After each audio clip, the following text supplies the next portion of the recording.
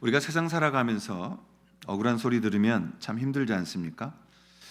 자신이 생각했던 것과는 다르게 상대방이 이해하고 자신의 생각대로 또 상대방을 이해하게 되면 그런 관계 어려움이 올 수 있습니다.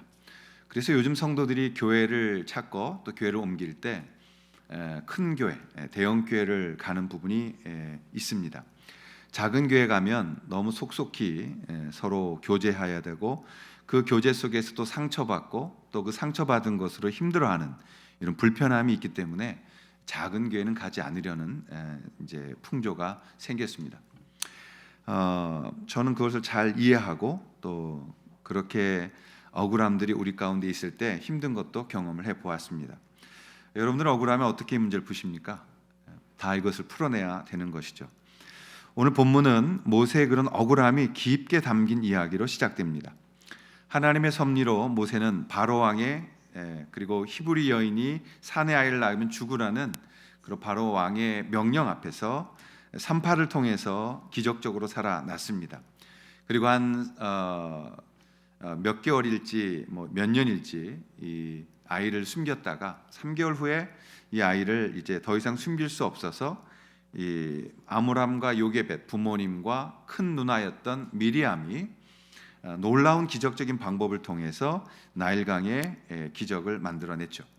그래서 이 모세를 살렸습니다. 그리고 오히려 이 모세는 궁궐로 들어가서 어머니의 젖을 먹으면서도 여전히 왕자로서 인생을 살아가게 되어집니다.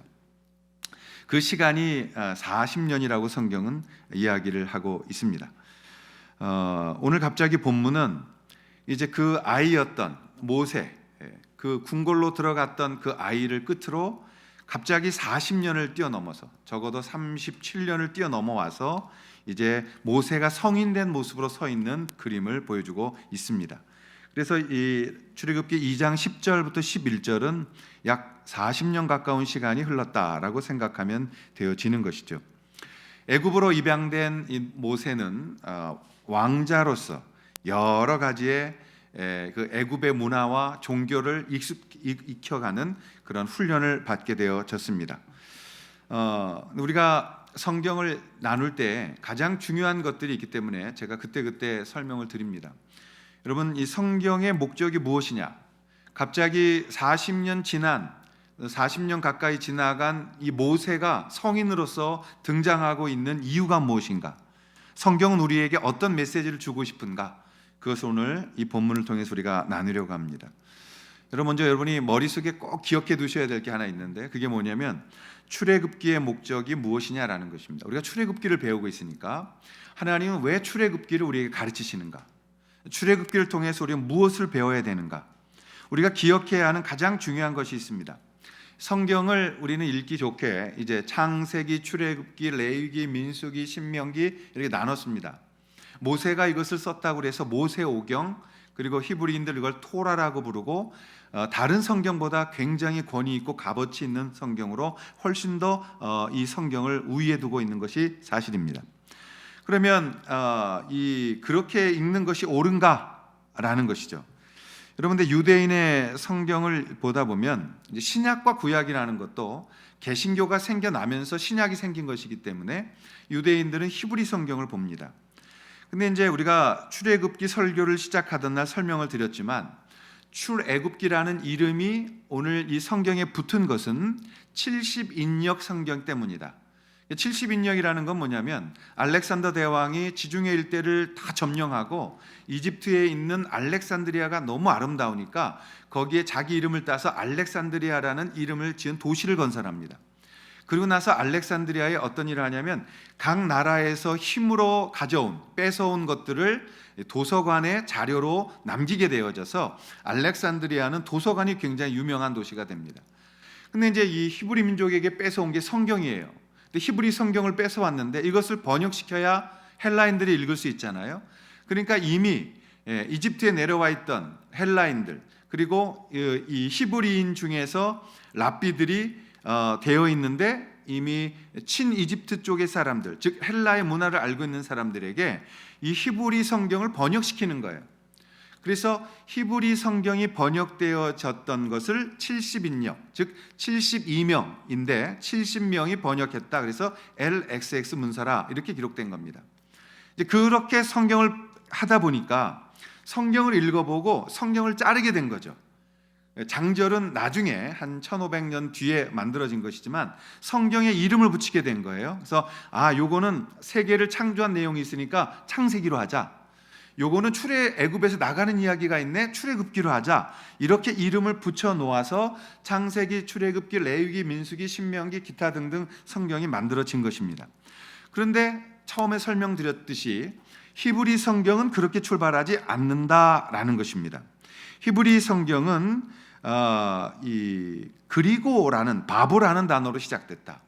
그래서 창세기가 끝나고 나면은 그리고 이것이 이름들이다 이렇게 시작되는 거예요. 그러니까 또 이 출애굽기가 끝나면 레위기도 시작되어지기를 그리고라고 시작하는 것입니다. 그래서 그리고로 시작되어지는 것. 그 말은 성경은 중간에 끊어질 수 없다는 것입니다. 그래서 우리가 이제 창세기라고 말하지만 여러분 창세기에 창조기사가 몇 장 나옵니까? 장을 붙였을 때 50장까지 우리가 있습니다. 지금 우리 성경에. 그러면 창세기는 1장, 2장밖에 없어요. 나머지 48장은 전부 다 사람들의 이야기고 족보의 이야기입니다. 그 말은 창세기라고 시작되지만 창세기 내용은 2장밖에 없다. 그래서 창세기로 끝내면 안 된다는 것입니다. 자, 출애굽기도 마찬가지고요. 또 민수기 같은 거, 백성의 숫자를 셌다. 민수기. 그래서 영어 성경으로는 numbers라고 붙였습니다. 그러면은 백성 숫자 세는 게 몇 번 나오느냐? 2번 나와요. 근데 그 모든 장을 민수기라고 이야기합니다. 그러니까 우리가 기억해야 되는 것은 출애굽기라고 해서 애굽을 탈출하는 이야기로 읽으면 안 된다 이 말이에요. 출애굽기의 속에 들어있는 하나님의 메시지가 있다라는 것입니다. 그 메시지를 찾아서 오늘 우리에게 적용시켜 나아가는 것입니다. 그래서 여러분 성경이 우리가 이제 성경 읽기를 어린아이들까지 하고 있습니다. 저는 이런 교회가 전국에 몇 개 있을까? 거의 없을 거예요. 또 큰 교회는 가능하지 않은 것을 우리가 작은 사이즈니까 가능해서 우리 어린아이까지 60여 명이 성경을 매일 읽고 있습니다. 근데 매일 성경을 끊어 있습니다. 한 장 한 장 한 장 이런 식으로. 근데 여러분 더 좋은 것은 사실은 그거는 이제 우리가 그렇게 함께 다 한 발 한 발 나가는 의미에서 성경을 읽는 것이고, 더 좋은 것은 성경을 창세기 출애굽기에 끊어가지 않고 내용으로서 쭉쭉 읽어가는 거죠. 그래서 어느 날 시간이 있으면 2-3시간이라도 성경을 계속 읽는 겁니다. 그래서 성경은 끊어지지 않는 말씀으로 남아있게 되어지는 것입니다. 그러니까 헬라식 성경 제목은 성경책의 내용을 대표하는 것이 아니라 읽기 좋게 분류하기 위해서 기록되어진 것이다 라는 것을 말씀하고 있는 거예요. 그러면 중요한 것이 뭐냐면 성경은 지금 무엇을 말하고 싶어 하느냐, 이것을 우리가 찾아내야 되는 것입니다. 다시 말해서 출애굽기는 애굽이 나쁜 사람들이었다. 그 속에서 하나님이 이스라엘 백성들을 구원하셔서 애굽에서 나가게 하셨다. 이 내용을 말하는 것이 아니라 하나님을 알지 못했던 한 사람이 있었다. 그 사람을 하나님이 어떻게 부르셔서 그가 하나님 앞에 섰을 때 한 민족이 하나님 앞에 돌아오게 되고, 그 민족이 돌아오게 됐을 때 전 세계가 하나님 앞에 나오게 되어지는 하나님의 계획하심이 이 성경에는 기록되어져 있다. 이것이 출애굽기의 주제입니다. 그래서 하나님의 나라가 어떻게 한 사람으로부터 이루어졌는가, 하나님의 나라가 어떻게 하나님의 영광을 드러낼 수 있었던가, 그것을 우리가 배우고 그것을 따라가도록 만드는 것이 오늘 출애굽기의 주제라고 우리가 생각하고 접근해 들어가야 되는 것입니다. 그래서 먼저 우리는 모세라는 한 개인이 어떻게 하나님을 알아갔는지를 먼저 살피려고 합니다. 먼저 모세가 어떻게 하나님의 사람이 되어졌는가? 첫 번째로 그것은 모세의 정체성 혼란의 고통의 시기를 거쳤기 때문입니다. 모세는 정체성의 혼란이 있었습니다. 비록 모세가 요게벳의 젖을 먹고 자랐지만 자신은 어디서 태어났습니까? 애굽에서 태어났습니다. 그리고 자기는 민족은 히브리 민족입니다. 어떻게 목숨을 보존했는지도 잘 알고 있습니다. 그래서 힘든 겁니다. 모세는 자라면서 자기의 민족과 자기의 가족을 이야기를 듣고 자랐을 거예요. 그럼에도 불구하고 또 한편으로는 애굽의 왕 궁궐 안에서 이 민족이 다른 민족의 사람으로서 거기서 왕자로 살아가야 되는 그런 삶이 있었던 거죠.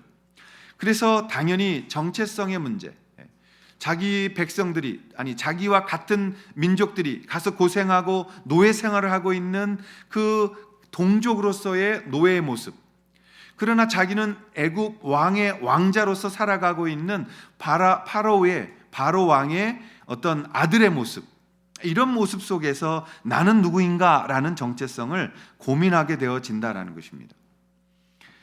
미국에 갔을 때 미국 친구들이 이게 뚜렷하더라고요. 우리가 이제 다 자라서 성인이 돼서 이민을 가면 1세입니다. 이민 1세. 그러면 좀 이제 그때부터 나이가 어려질수록 이게 이제 커져요. 이민 1.1세, 1.2세, 1.5세. 그래서 뭐 하여튼 중학생, 고등학생 전에 가면 한 1.5세 뭐 이런 식으로 나누는데 한국어 예배가 있습니다. 한국어 예배가 그런 사람들을 위해서. 근데 2세 미국에서 태어나서 미국 시민권을 가진 아이들은 한국 예배 오지 않습니다. 자기는 누구냐라고 하면 아메리칸이라고 말해요. 그래서 뭐 코리아 아메리칸, 아시안 아메리칸 이런 말 안 붙여. 자기는 아메리칸이라고 얘기를 해요. 그러니까 이 아이들은 어떤 정체성을 갖느냐? 나는 미국 사람이다라고 말합니다. 저희가 가 있고 이제 동생네가 와서 애를 낳아가지고 집사람이 거기서 애를 이제 그 산부인과 가서 도와주고 아이를 씻기고 상간을 해줬어요. 그리고 이제 두 번째 아이도 와가지고 두 번째 아이도 그곳에 낳았죠. 그러니까 조카 둘이 미국에 있는데 정말 통화를 하면요 국제 요금이 전혀 안 나와요. 인사만 하기 때문에 그냥 간단하게 인사하는 거예요. 걔가 이제 큰 애가 조슈아인데 그러니까 조시에 여호수아를 붙여서 슈아 이렇게 영어를 붙였단 말이에요. 둘째 여자 아이는 유나예요. 그냥 간단하게 인사하는 거야. 잘 지냈니? 그럼 걔가 뭐라 그래요? 한국말로 옆에서 아빠가 막 한국말로 인사를 하고 막 하는 소리가 들려요. 그러면 큰 아빠 잘 계세요. 그리고선 서로 침묵합니다. 그리고 인사하고 끝낸 거예요. 근데 그 아이들 보면 절대 자기들 한국 사람처럼 생각하지 않아요. 한국 음식 안 먹으려고 그래요.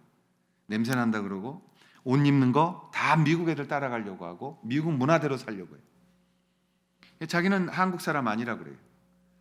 그래서 옛날에는 첫 이민 가는 분들은 영어에 한 맺혔으니까 가자마자 영어 가르쳐 주세요. 그래서 잉글리시 월십에 들어가고 한국말 안 쓰려고 그랬어요. 근데 시간이 지나고 나니까 이게 아니구나. 영어는 그냥 자연스럽게 배우게 되는데 문제는 한국어다. 그래서 이 이민 2세대를, 그러니까 2세대 애들이 이 미국에서 태어난 애들이 언제 가면 정신 차리느냐? 대학교 들어가면 자기의 정체성을 분명히 합니다. 왜냐?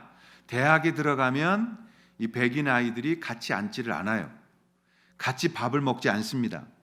식당에 가면 이제 이렇게 짝짝짝 모여서 밥을 먹는데 그룹이 분명하게 형성되어져요. 그래서 한국 아이들은 한국 아이들끼리 모입니다. 자기들이 그토록 싫어하고 별로 안 좋아했던 한국 문화 가운데 빠져오는 거예요. 그래서 이 아이들이 밥을 먹어도 자기들끼리 모이게 되고 백인에게로 가면 상대는 해주지만 그 그룹에 껴주지를 않아요. 그래서 만약에 내가 의사가 됐어요.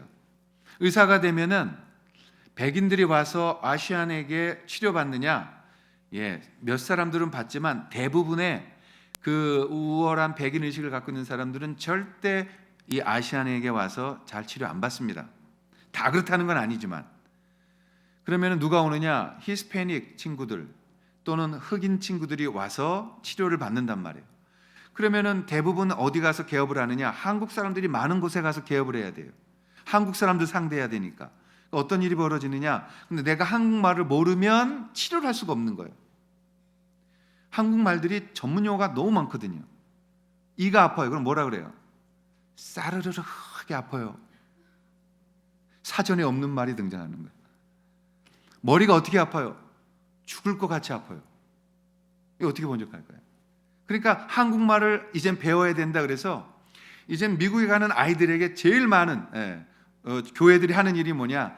한국말 가르치는 반이에요. 그래서 코리안 랭귀지가 굉장히 중요하다라는 걸 그들이 안 거죠. 근데 이 아이들이 그 속에서 어떤 인종차별적인 것도 받으면서 동시에 나는 누구인가라는 것에 대한 엄청난 이 아이덴티티, 자기의 정체성에 대해서 힘들어하는 것을 볼 수 있다는 것입니다. 모세가 그랬던 거죠. 자신이 히브리인이라는 것을 잘 알고 있었어요. 모를 수가 없죠. 왜요? 이 애굽의 바로의 딸이 이 뚜껑을 열어서 이 아크에서 꺼내자마자 뭐라고 그랬어요? 히브리인이네. 왜냐하면 왕조의 때마다 이 이집트는 한 민족이 다스려온 게 아니거든요. 여러 세대를 거치면서 왕조가 바뀌는데 그때에는 이 아프리카인들이 다스릴 때도 있었고 유럽인들이 다스릴 때도 있었고 아시안 계열 쪽에서 다스릴 때도 있었기 때문에 인종을 숨길 수가 없었던 거예요. 그럼 이 모세는 히브리인입니다. 히브리인은 히브리인답게 생겼어요. 그러니까 자기의 정체성을 감출 수가 없었던 거죠. 두 개의 나라 속에서 나는 누구인가? 나는 저 고통받는 노예로 살아가는 히브리인에게 있어야 되는가? 아니면 그냥 모른 척하고 나는 이 바로의 왕 앞에 있어야 되는가? 그런 정체성의 혼란이 온 거죠. 근데 오늘 이제 본문에 모세가 장성한 후에라고 되어 있습니다. 그것은 무엇을 말하느냐? 히브리서 11장 24절 25절에 보면 믿음으로 모세는 장성하여 바로의 공주의 아들이라 칭함받기를 거절하고 도리어 하나님의 백성과 함께 고난받기를 잠시 죄악의 낙을 누리는 것보다 좋아했다. 이렇게 기록되어져 있습니다. 근데 이것은 언제 등장하는 거냐? 이 히브리서 기자가 신약적인 관점에서 모세를 바라보면서 하는 거예요. 그러니까 모세가 이렇게 준비돼서 이렇게 하나님 앞에 결단하고 이렇게 출애굽을 시키는 영광을 얻었다라는 것을 훗날 기자가 기록하는 것이고, 지금 이 11절에 보면 모세는 40살이 되어졌을 때 이제 형제들에게 나가보기로 합니다. 그래서 11절에요. 모세가 장성한 후에 한 번은 자기 형제들에게 나가서 그들이 고되게 노동하는 것을 보더니 어떤 애굽 사람이 한 히브리 사람 곧 자기 형제를 치는 것을 본지라 좌우를 살펴 사람이 없음을 보고 애굽 사람을 쳐 죽여 모래 속에 감추었다. 모세가, 여러분 지금 이 우리 히브리 민족이 야곱의 자손들이 살았던 데는 어디냐면 고센 땅입니다. 고센 땅은 이 약간 동쪽으로 있어요. 그러면 왕의 성이 바로 앞에 있느냐? 그렇지 않거든요. 몇 날을 가야 되는 거예요. 그러니까 이 히브리 민족들이 벽돌을 굽고 자기들이 살았던 곳에서 고난받고 힘들어하는 땅하고 모세가 있었던 왕궁하고는 거리가 꽤 먼 겁니다. 문 앞에서 공사하고 있는 게 아니에요. 그러니까 모세가 자기 형제들에게로 나아가겠다는 것은 자신의 정체성이 내 동포, 내 민족에게 가고 있었다는 거죠. 그래서 그들이 얼마나 고생하는가, 어떤 고생을 하는가를 보러 간 거예요. 그리고 그렇게 표현했어요. 자기 형제들에게 나아갔다. 노동하는 것을 보고 있었다. 마음이 아팠죠. 여러분 채찍 맞고 등에 채찍 자국이 없는 사람들이 없어. 일 안 하면 때리니까.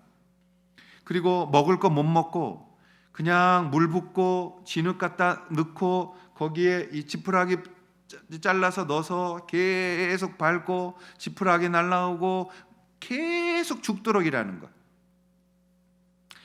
그것이 노예의 고통이죠. 키예브에 가서 집회하고 목사님이 저한테 감사하다고 사례비는 못 드리니까 선물 드릴게요 그러더라고요. 그래서 뭐예요? 그랬더니 커피 주시는 거죠. 커피 좋아하니까. 또 하나 선물이 있대요. 그래서 목사님 오케스트라 좋아하세요? 아, 좋아하죠. 되게 값이 싸거든요. 뭐 여기서 막 30만 원이다. 그럼 거기서는 10분의 1 가격 정도로 아주 수준 높은 그런 음악과 또 오케스트라를 들을 수 있습니다. 이렇게 갔는데 그날이 주제가 뭐냐고 좀 저를 데려갔냐면 노예의 고통이에요. 노예의 고통. 그러니까 히브리 민족이 애굽에서 고난받고 고통받고 죽어가고 있는 것들을 그려낸 것이죠. 그걸 보면서 너무너무 제 안에 참 감동이 있었고 어떤 성경적 영감을 받을 수 있었습니다. 시간 되면 가시자고요. 가셔서 그런 좀 호사도 좀 누려보시고. 근데 거기에 그걸 보면 히브리 민족이 얼마나 노예로 힘들었는지가 나옵니다. 근데 모세가 보니까 갑자기 애굽 사람이 자기 히브리 사람 자기 형제를 치는 거예요. 그걸 보고 너무너무 화가 났습니다. 가끔은 우리가 감정이 이입되면 우리 가족들에게 한 걸 나에게 한 걸로 우리가 받아들여서 거의 뭐 이성을 잃을 때가 있지 않습니까? 그러니까 똑같은 거죠. 내가 히브리인이라는 고통에 그 고민을 하고 있는데 이집션이 가서 그 자기의 동족을 때리는 걸 보면서 갑자기 끌어오른 거예요. 그리고 무슨 흉기를 들었는지 그걸 가지고 그 이집트 사람을 쳐서 죽였습니다. 좌우를 살펴보고 아무도 본 것 같지 않아서 그 이집트 사람을 죽이고 모래 속에 숨겨놓은 것입니다. 그리고 나서 다음 날이 됐습니다.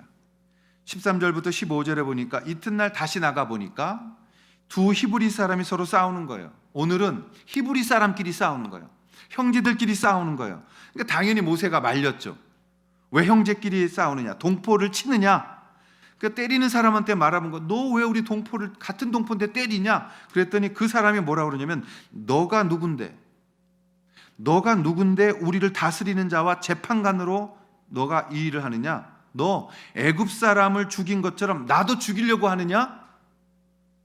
이 말에 모세가 갑자기 덜컥한 거죠. 보고 있었구나.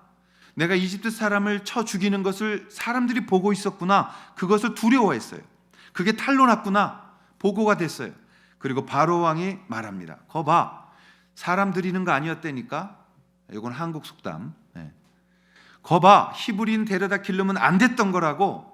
왜 그 아이를 데려다가 길러서 이렇게 만들어? 그리고 모세를 죽이고자 찾기 시작합니다. 그래서 모세가 도망을 쳐야 됐죠. 그래서 도망을 치는 거예요. 어디로 도망치느냐? 고센 땅에서 동쪽으로 홍해를 건너죠. 그래서 육지 쪽으로 건너가지고 미디안 땅으로 가는 거예요. 그럼 미디안 땅은 지금 어디 있느냐? 사우디아라비아 땅입니다. 여러분들 지도를 보면 에게해가 있는 홍해 쪽이 이렇게 있습니다. 홍해 쪽가 Y자처럼 이렇게 있어요. 그 왼쪽 말고 오른쪽에 되어 있는, 이렇게 되어 있는, 이렇게 되어 있는, 반응할 때까지 계속 이렇게 두 개가 협곡이 있는데 오른쪽 거, 이게 아카바만인데 이쪽을 건너서 미디안 땅으로 간 거예요. 그러니까 얼마나 멀리 도망갔겠어요. 오늘날 이 출애굽기의 경로가 조금 이제 새로운 도전을 맞이했죠. 김승학이라는 목사님이 그 사우디아라비아에 가서 굉장히 높은 그 왕의 그 주치의를 하면서 그 출애굽의 코스를 다 찾아내고 한국에도 적지 않은 떨기나무라는 책이었을 거예요. 제목이 떨기나무로 나와서 많은 분들에게, 그리고 이제는 출애굽기의 경로가 좀 다르게 이제 가르쳐지고 있습니다. 그것은 김승학 목사님 찾은 게 아니라 이미 오래전에 학계에서는 그 루트를 알고 있었어요. 근데 우리나라의 뭐 개신교가 많은 부분에서 로마 캐톨릭의 것을 인용합니다. 지금 갖고 있는 이 이집트에 있는 시내산, 그 시내산은 누가 정했냐면 헬레나라고 콘스탄틴 대제의 엄마가 거기를 정해놓은 거예요. 그래서 거기가 마치 시내산으로 지금은 하고 있는 것인데, 사실 거기에 가보면 200만 명이 모일 만한 장소도 없고, 그리고 그 장소가 아니라는 것을 증명할 것들이 많이 있습니다. 거꾸로 요즘은 이제 사우디아라비아 쪽 사이트가 훨씬 더 출애굽의 경로였다. 그리고 또 하나의 결정적인 것은 만약에 그 지금의 시내산에서 그들이 나아갔던 거라면 출애굽이 안 된 거예요. 애굽이 안 떠나진 거라고요. 애굽 안에 있는 거라고요. 그러니까 그거는 조금 이제 말이 안 돼요. 그래서 제가 이집트를 또 간 거죠. 갔던 이유는 하나예요. 김승학 목사님 쪽에서 주장하는 소위 이쪽 사우디아라비아 설이 맞느냐? 갔는데 다 정말 고고학적 자료가 훨씬 많은데 문제가 하나 있어요. 그게 뭐냐면 고센 땅에서 이 미디안까지 갈 수 있는 성경적으로 말한 시간이 안 돼. 여러분, 여기를 군인들이 가도 보름이 걸리는 거예요. 군인들이 쉬지 않고 물 먹으면서 군인들이 가도 보름 이상 걸리는 곳을 200만 명이 넘는 민족이 그걸 하룻밤에 거쳐서 갔다? 이건 말이 안 된다는 거죠. 그래서 이게 풀리지 않았기 때문에 결론을 내릴 수가 없었습니다. 어쨌든 모세는 단독의 몸으로 바로가 죽이겠다고 하니까 그것을 겁내서 미디안 땅으로 도망을 간 거예요. 그리고 그 땅에서 두 번째의 정체성의 고민을 하게 되어지는 것입니다. 하나님 앞에서 이 바로가 굉장히 왕자임에도 불구하고 모세를 죽이려고 하죠. 그래서 모세는 히브리족들에게는 배신을 당한 거고 애굽으로부터는 버림받은 삶이 되어진 것입니다. 왜 이런 일이 생겼을까요? 모세는 자기 자신이 자기의 민족을 자기의 방법으로 도우려고 하는 거예요. 세상의 방법으로 세상을 이기려고 하기 때문에 모세가 질 수밖에 없었던 것입니다. 세상은 힘으로 다스려 갑니다. 세상은 돈으로, 세상은 권력으로 우리를 지배하려고 합니다.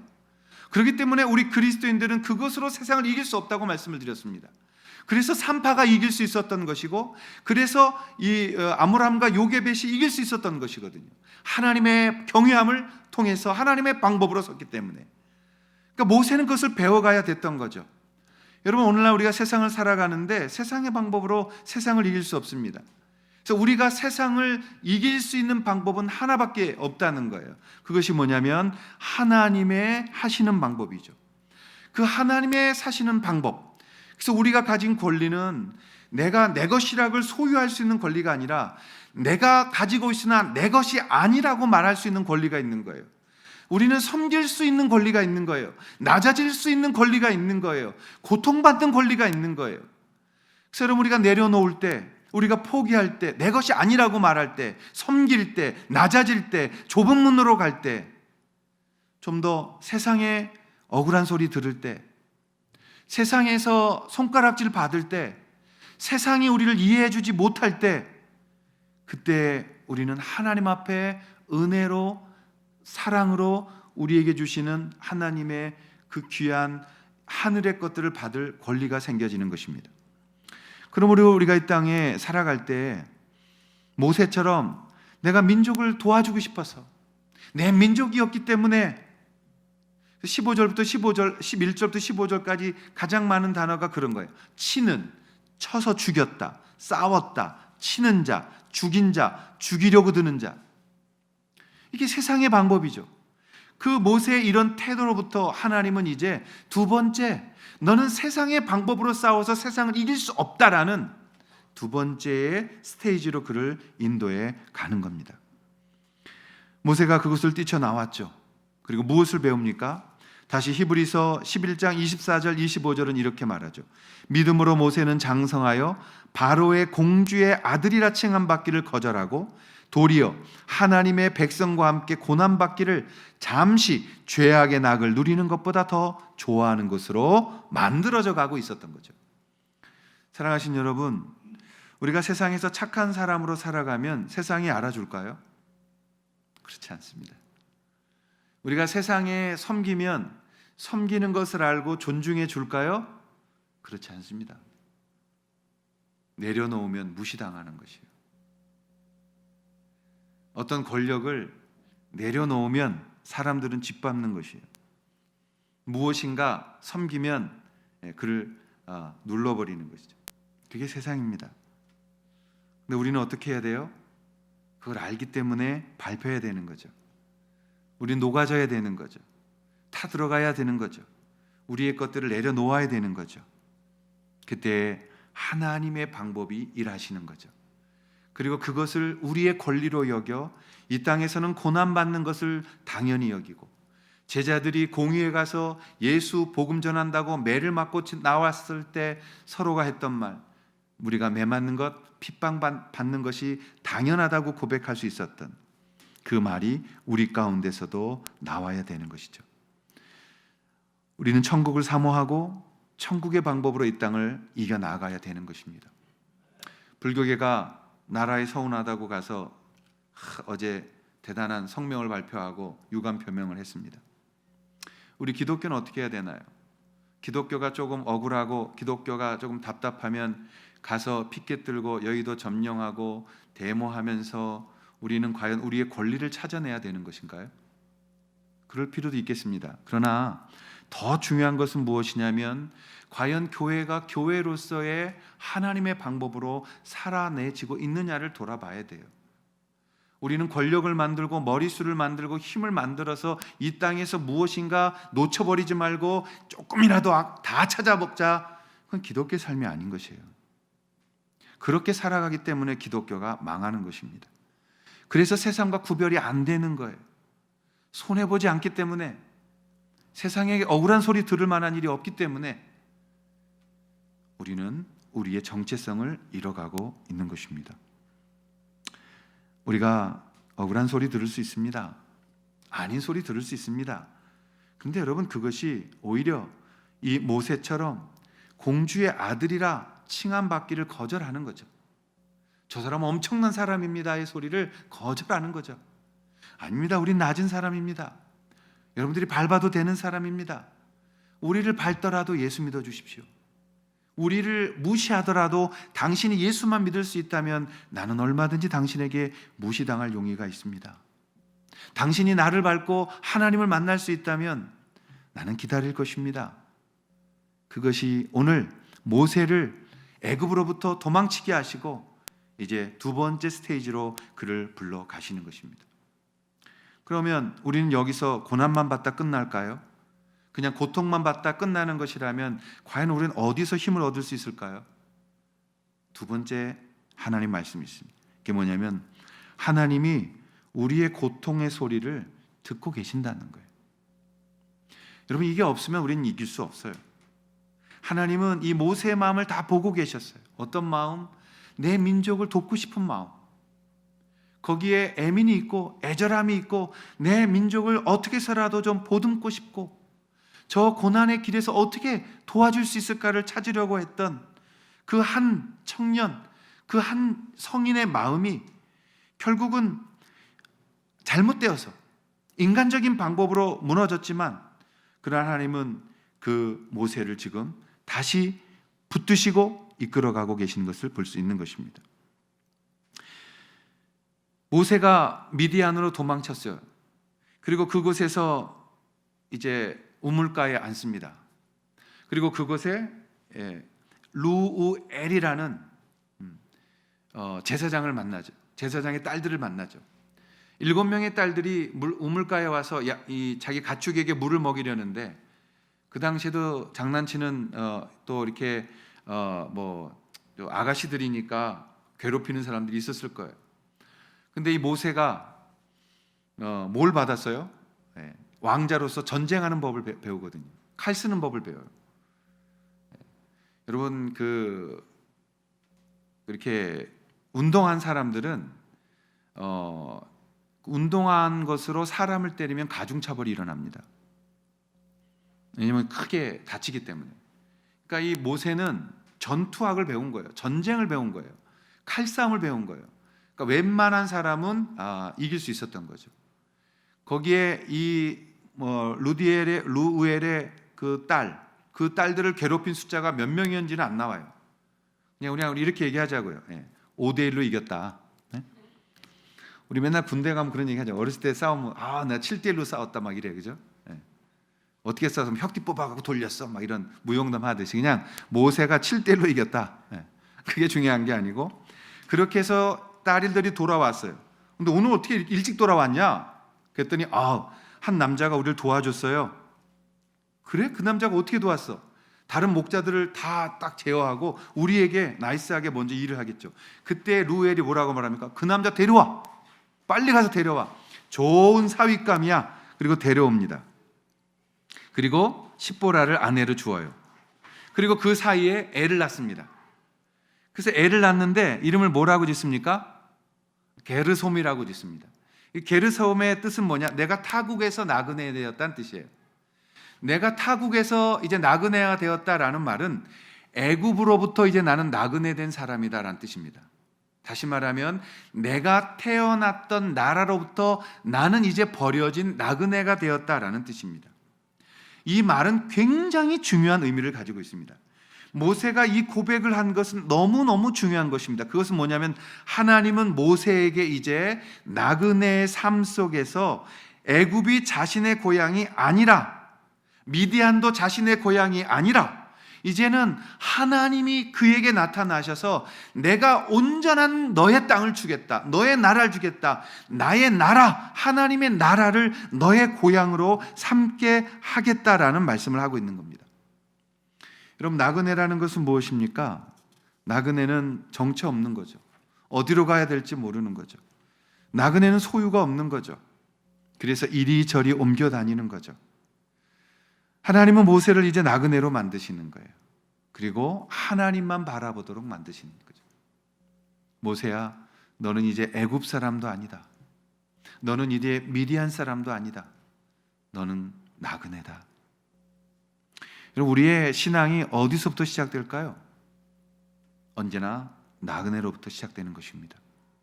내 세상에 너무 많은 것을 갖고 있다.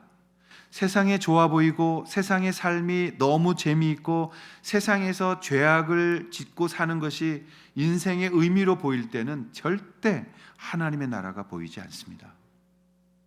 하나님의 방법은 하나님의 나라를 보게 만드는 거예요. 그래서 우리는 이 땅에 속해 있는 자들이 아닌 것을 알게 하는 거죠. 그리고 하나님을 사모하게 만드는 거죠. 이 땅 살아가면서 우리는 그것을 나그네라고 부르는 것입니다. 세상에 우리가 많은 것을 가지고 있지 않아서 안주할 곳이 없지만 그것으로 인해서 눈을 들어서 하나님의 나라를 사모하게 되고 세상과 비교할 수 없는 훨씬 더 좋은 본향을 바라보는 자들이 만들어지는 것입니다. 나그네는 아무것도 가지고 있는 것이 없어 보이지만 거꾸로 하나님이 함께 하실 때 모든 것을 가지고 있는 삶을 살아갈 수 있게 되어지는 것이죠. 그래서 그것이 바로 오늘 출애굽기가 기록되어진 목적이에요.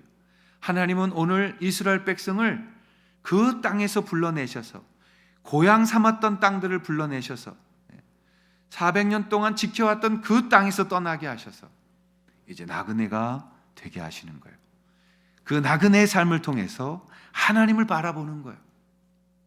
여러분, 모세가 얼마나 힘들었겠어요. 40년을 궁궐에서 자랐어요. 하녀들을 데리고 자랐어요. 왕자로서 모든 것들을 누리고 자랐어요.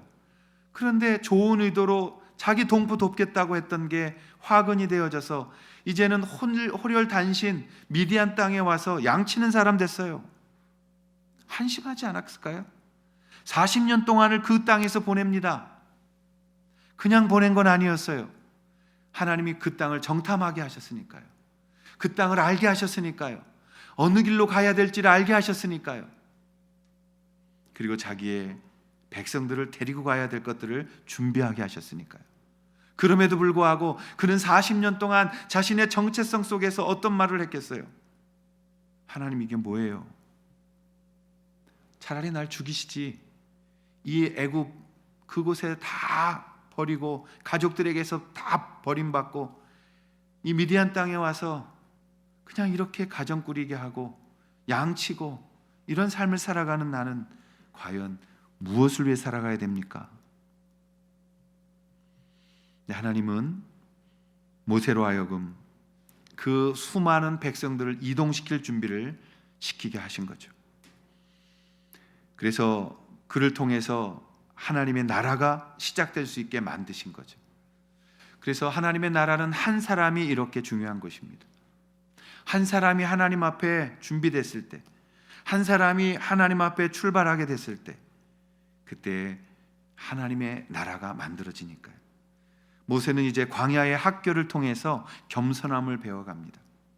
별이 쏟아지는 광야의 밤길에서 누군가의 인도하심이 절대적으로 필요하다는 것을 느낍니다. 아, 이 별자리를 쫓아가니까 내 집으로 갈 수 있구나.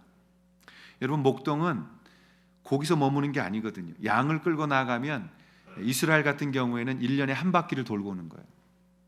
그래서 좀 따뜻한 데 가서 풀을 먼저 뜯겨 먹이다가 이동. 그래서 이게 그 이스라엘을 가보면 언덕들이 있잖아요. 이렇게 언덕들이. 나무가 없어요. 언덕들이 있는데 그 중간 이렇게 어떤 층이 나 있습니다. 처음 가는 분들이 꼭 질문을 해요. 왜 저렇게 작은 산봉우리들마다 층이 있습니까? 왜 있냐면 거기를 양들이 지나가기 때문이에요. 그러니까 양들이 산을 이렇게 넘는 게 아니라 옆길을 따라서 다니기 때문에 거기에 길이 나는 거거든요.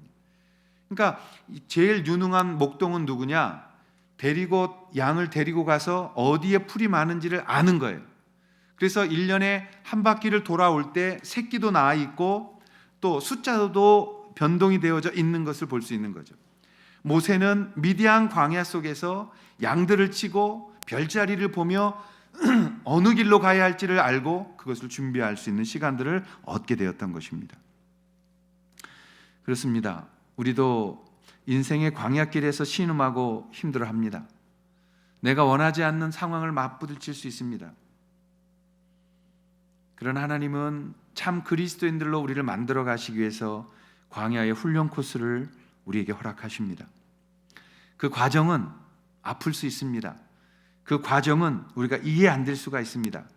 그 과정 속에서는 신음소리가 날 수 있습니다. 고통의 소리 날 수 있습니다. 그러나 우리는 이것을 분명히 기억할 수 있습니다. 우리는 하나님의 계획을 모르기 때문에 앞날의 고통을 어려워하지만 분명한 것은 인도하시는 분이 그분이시고 그분은 우리를 지금 보고 계시고 우리의 고통과 아픔의 탄식 소리를 듣고 계신다는 것입니다. 그래서 그분은 실수하지 아니하시는 분, 그분은 실패가 없으신 분이라는 사실을 우리는 분명히 믿기 때문에 오늘 우리의 걸음을 걸어 그 길을 살아낼 수가 있는 것입니다. 하나님이 우리를 부르셨고 하나님이 우리를 통해서 일하고 계시고 하나님이 우리의 길을 가른 것의 인도자가 되신다면 오늘 우리는 이 길을 걸을 수가 있는 것이죠. 런던 타임즈 사에서 친구에 대한 정의를 공모한 일이 있었다고 합니다. 친구가 뭐냐? 1, 2, 3등을 추렸는데 3등은 이렇게 정의한 거예요. 친구란 기쁨을 공급해주고 슬픔을 쪼개는 사람. 멋있죠? 친구란 기쁨을 가져다 주고 슬픔을 쪼개는 사람. 그게 3위야. 2위는 나의 침묵을 진실로 이해하는 사람. 내가 침묵하고 있는 것을 진실로 이해해 주는 사람. 1위는 뭐냐면 세상 사람들이 나에게서 떠날 때 나에게로 오는 사람. 감동이 전혀 없으시죠? 저는 이 말이 참 제 마음속에 이렇게 좀 각인이 되더라고요. 세상 사람들이 나에게서 떠날 때 나에게로 오는 사람. 그 사람이 진정한 나의 친구다. 그래서 과연 나는 누가 있나라고 생각하는데 제일 먼저 요한복음 15장에 나타나는 주님의 말씀이 생각났습니다. 13절부터 15절에 보면 사람이 친구를 위하여 자기 목숨을 버리면 이보다 더 큰 사랑이 없나니 너희는 내가 명하는 대로 행하면 곧 나의 친구라. 이제부터는 너희를 종이라 하지 아니하리니 종은 주인이 하는 것을 알지 못함이라. 너희를 친구라 하였다. 여러분 구약 성경에는 친구라는 표현을 두 사람에게 쓰셨습니다. 한 명은 아브라함입니다. 아브라함에게는 나의 버치라 친구라고 친히 말씀하셨어요. 그리고 모세에게는 친구와 같은 자라고 말씀하셨어요. 신약에 와서 예수께서 우리에게 이렇게 말씀하십니다. 친구를 위하여 자기 목숨 버리면 이보다 더 큰 사랑 없나니 너희는 내가 명하는 대로 행하면 곧 나의 친구다. 오늘 우리가 주님 안에서 우리가 갈 길을 알지 못해도 우리가 주님 안에서 고통 속에서 나아가는 걸음일지라도 주님 앞에 순종하는 것이라면 주님은 우리의 친구가 되시고 그 친구 되시는 주님이 나와 함께 걸으신다면 나와 함께 동행하신다면 우리는 분명히 주님이 계획하신 그 땅에 이르게 될 줄로 믿습니다. 그리고 그 주님이 우리와 함께 하신다면 우리는 오늘 광야에 길을 내시는 분, 사막에 강을 내시는 분, 그분과 함께 걸으며 주님 앞에 나아갈 수가 있는 것이죠. 사랑하신 여러분, 좋은 친구 만드시기를 바랍니다. 그 친구가 교회 공동체 안에 있으시기를 주의 이름으로 축원합니다. 그리고 그분들과 함께 기도하면서 손을 잡고 끝까지 주님의 나라에 들어가는 그런 영광이 우리 사랑하는 모든 만방생 공동체 위에 임하여 주시기를 주의 이름으로 축원합니다. 기도하겠습니다. 우리 다 자리 일어나셔서 오래된 찬송이죠. 주께서 주신 동산에 함께 찬양 드리면서 나아가시겠습니다. 주께서 주신 동산에 땀 흘리며 씨를 뿌리며 내 모든 삶을 드리리. 날 사랑하시는 내 주님께 비바람 앞을 가리고 비바람 앞을 가리고 내 육체는 세잔에 져도 내 모든 삶을 드리리. 내 사랑하는 내 주님께 땅 끝에서 주님을 맞으리. 주께 드릴 열매 가득한 꽃 땅 끝에서 주님을 배우리. 주께 드릴 노래 가득한 꽃 땅의 모든 뜻 찬양하라. 주님 오신 그 예비하라. 땅의 모든 끝에서 주님을 찬양하라. 영광의 주님 곧 오시리라. 조금 빠르게 주께서 주신 동산에 주께서 주신 동산에 땀 흘리며 씨를 뿌리며 내 모든 삶을 드리리. 날 사랑하시는 내 주님께 비바람 앞을 가리고 비바람 앞을 가리고 내 육체는 세잔에 져도 내 모든 삶을 드리리. 아멘. 내 사모하는 내 주님께 땅 끝에서 주님을 맞으리. 주께 드릴 열매 가득한 꽃 땅 끝에서 주님을 배우리.